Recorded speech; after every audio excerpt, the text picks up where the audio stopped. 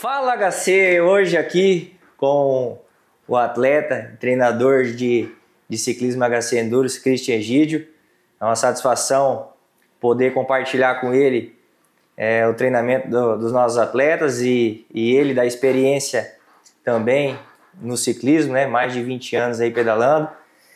Christian, eu queria primeiro agradecer a sua presença hoje aqui no nosso podcast e já iniciar com uma pergunta.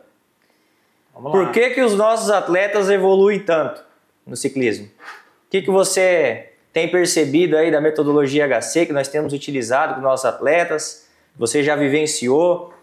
Por que essa galera, esse atleta amador principalmente, que nós temos trabalhado, tem desenvolvido tanto? Bom, primeiramente, satisfação imensa poder contar com a sua amizade, com o seu conhecimento, né?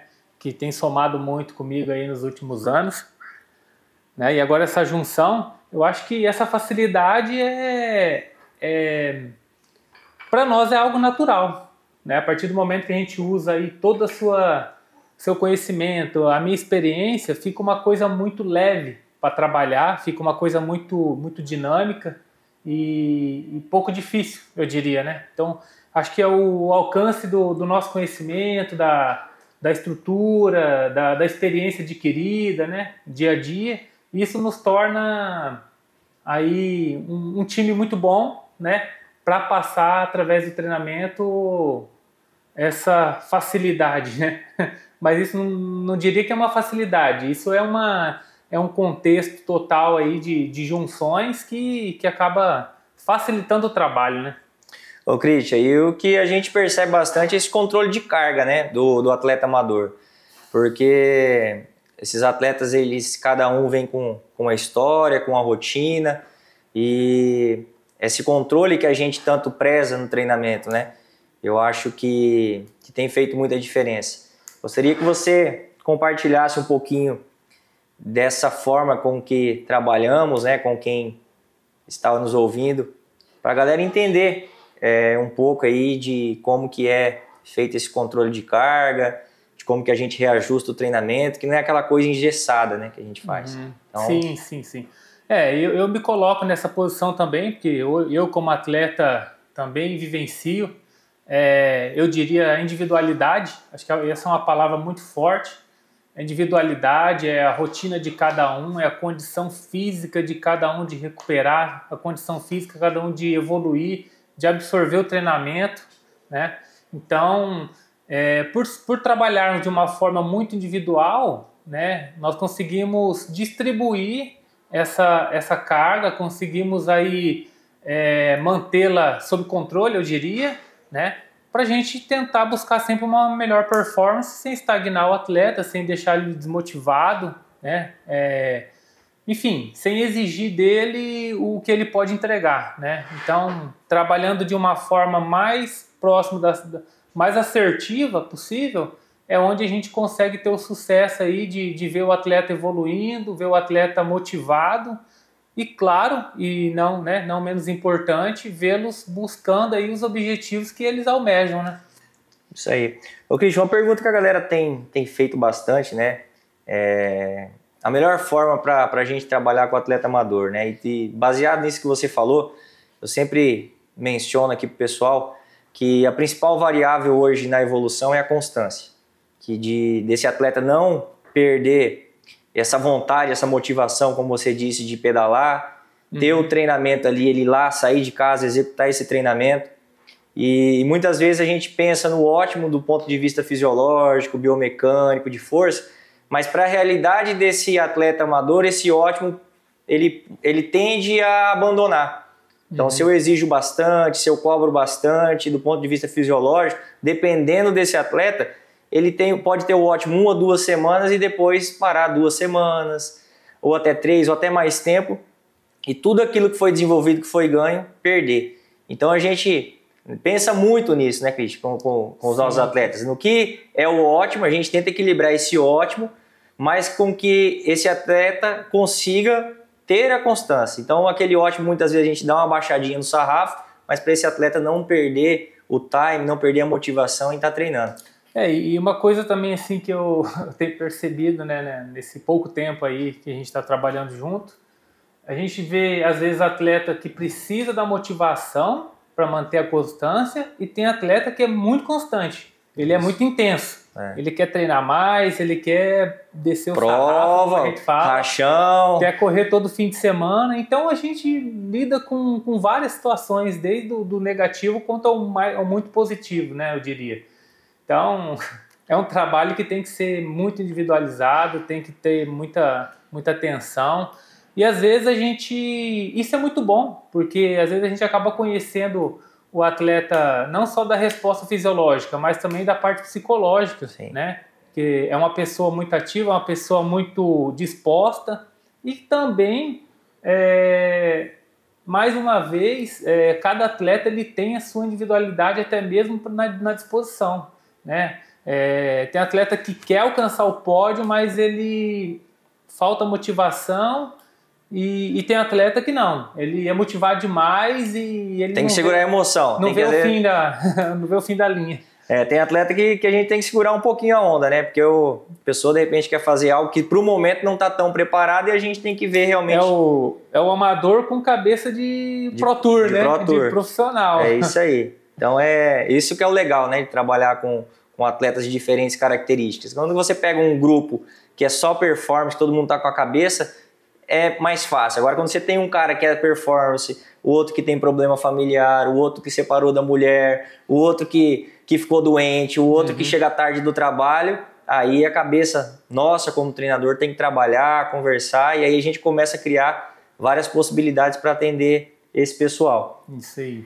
E outra coisa, para a gente já ir finalizando o bate-papo de hoje, o pessoal fala muito, né? A gente tem as categorias hoje, nas principais categorias do MTB principalmente, a Sport, a Light, a Sport e a Pro, e a galera coloca um número mágico, como se fosse uma receita de bolo, falando assim, olha, o cara da Light tem que pedalar X horas, o cara da Sport Y e o cara da Pro Z. Então, gostaria que você falasse um pouquinho desses números mágicos que o pessoal tem colocado aí, né? Agora que você está do lado de cá também como treinador, né? E visto essas respostas de diferentes atletas, de diferentes categorias, comente um pouquinho sobre isso aí para a gente entender um pouco mais, para a galera entender e a gente discutir isso aqui. Bom, eu nunca fui muito assim, como é que eu diria, muito fissurado com essa coisa de número, não, meus números é isso, não é aquilo.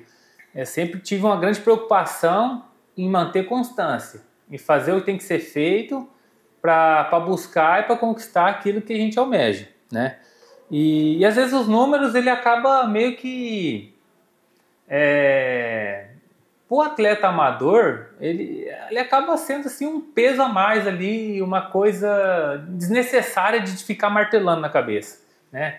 Sendo que, na verdade, a fórmula mágica ela não tem segredo, é a constância, é você trabalhar seu ponto fraco, é trabalhar fora da zona de conforto. O ciclismo, você só tem ganho fora da zona de conforto, cara. Não tem como pedalar fofo, não tem como fazer passeio de bike e você melhorar sua performance, assim como qualquer um esporte que envolva VO2, acho que isso não existe. O cara tem que fazer o trabalho de intensidade, o cara tem que fazer o trabalho de recuperação, tem que fazer o trabalho de resistência misto, mas os números a tendência é sempre melhorar. Mas essa comparação eu acabo assim não me apegando, até eu assim, não acabo me pegando muito não. Eu já me vi longe de estar numa condição de física top, né? E conquistar um resultado muito bom numa prova. Mas aí isso envolveu sorte, envolveu tática, envolveu técnica, envolveu experiência, não só a parte de números. Aquilo que eu tinha para entregar. Mas como é um montante tão grande de detalhes, o número ele é um simples detalhe que tem importância, mas não precisa ficar martelando em cima, né? E a gente tem visto, né, Christian, muitos atletas que chegaram para nossa assessoria com números de horas de treinamento alta, pedalando muitas vezes, alguns deles até 7 vezes por semana, outros 6. Índice de fadiga alta. Índice de fadiga alta, e a gente conseguiu o quê? Ajustar esse tempo de treinamento, treinando até menos, mas com qualidade, com um descanso, quando tem que descansar, controlando essas cargas. E aquele número que imaginava, né, esses atletas imaginavam, ele foi caindo por terra e eles começaram a entender que não é só quantidade, é qualidade. É treinar com qualidade. E a zona de conforto, como você falou, eu gosto sempre de mencionar que existe a diferença da zona de conforto para o confortável. Então, às vezes a pessoa vai lá e faz um treino que chega cansado, não está confortável, então já cansei, estou fora da zona de conforto na cabeça dele. Só que esse treino ele está acostumado a fazer. Então ele não está na zona de conforto dele. Ele está na zona de conforto dele, só não foi confortável. Entendo. Entende? Então o treino ele tem que ser fora da zona de conforto. Então muitas vezes a pessoa confunde o não estar confortável com fora da zona de conforto. Perfeito. E não é. Né? É verdade. E é isso que a gente controla na nossa assessoria, junto com as cargas de treino, para fazer essa galera evoluir. Perfeito, bem colocado. E aí, para fechar, né, a gente falou aqui de VO2. Eu acredito que VO2 máximo é a variável, né, é o indicador que a maioria dos atletas ficam batendo em cima, em watts quilo. E a gente sabe, né, que não é só uma variável, não é só o VO2 máximo, não é só um watts quilo. Como você mencionou, às vezes está com números legais, mas existe todo o contexto de uma prova. Eu vou até dar um exemplo aqui, né? Eu que estou nesse meio, eu vejo muito atleta aí, profissional, postando subida de serra, watts, VO2, que tal bicho, tá isso, tá aquilo. Mas o cara não sabe colocar isso em prática. Ele não sabe usar na hora certa, ele não tem tática de prova. O que acontece? Ele acaba queimando na hora errada. Realmente, às vezes é visível que ele é o mais forte do pelotão, mas ele não tem tática, ele não tem a experiência, a estratégia para usar isso na hora certa. Aí por isso que eu digo que é apenas um número, né? Então a gente tem que desenvolver técnica, tática, cabeça, mente, né? A própria performance, mas é um montante, então não precisa se apegar. E a gente vê bastante o quê? A gente vê bastante questão de VO2, de watts quilo, de limiar, né? O pessoal fala do FTP, e dependendo de como é a característica do atleta e da característica da prova, se é uma prova, por exemplo, que tem muito ataque e muita fase que vai atacar forte, precisa da recuperação e esse atleta não tem uma capacidade de recuperação tão boa, mas tem um FTP tão alto, pode ser que esse atleta não se dê tão bem. E às vezes pega uma prova que é mais contínuo, né, o esforço, uma prova que não tem tanto ataque, uma prova mais plana, esse atleta pode se encaixar melhor nessa prova. E não necessariamente, né, aquele atleta que de repente que tem uma capacidade diferente da dele, pode perder para ele também, dependendo da estratégia que foi tomada e como ele usou essa força. Então, números são importantes, variáveis são importantes, obviamente tem umas que pesam mais do que a outra e a gente trabalha tudo isso dentro da clínica, dentro da nossa assessoria, ensina isso para os nossos atletas, isso que é mais importante, para eles também não ficarem, né, bitolados com números. E toda essa parte educacional, vamos dizer assim, do nosso trabalho, tem feito muita diferença, né, Cristian? Com certeza. E mais um detalhe também importante, alimentação, né? Outra coisa que tem pesado bastante na nossa assessoria, para desenvolver tudo isso, né, em cima da bike, manter a alta performance, você ter uma boa alimentação em cima da bike, fora da bike, né, ter um acompanhamento e ter boas,